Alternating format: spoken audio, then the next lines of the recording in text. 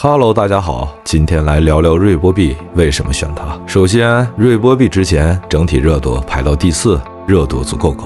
其次，瑞波币与传统加密货币不同，这个稍后详解。而且近2年瑞波币的官司问题也导致最近争议也很大。我们先来了解瑞波的背景。瑞波平台早在2004年就被构想出来，比大饼还要早。它本质上是为了解决跨国汇款的慢和贵的问题，例如从中国将人民币汇到美国并转换成美元，通过瑞波系统可以先将人民币换成瑞波币，再在美国将其换成美元，既快速又低成本。中美贸易战期间，美国曾想将中国排除出 SWIFT 系统外。SWIFT 系统适用于国际贸易中货币结算的，如果被排除，人民币的国际兑换将变得困难和昂贵。所以我们中国才加快推动数字人民币的发展，试图减少对 SWIFT 的依赖。所以瑞波币是为了成为一个银行间汇兑的中介。它不完全符合加密货币的定义，因为它是由一家公司控制，且总发行量高达1000亿。这种中心化的特性使其有时被视为伪加密货币。当 SEC 尝试将其定义为证券时，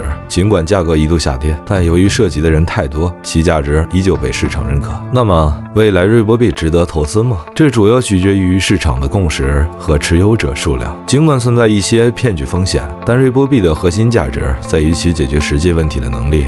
今天的分享就到这里。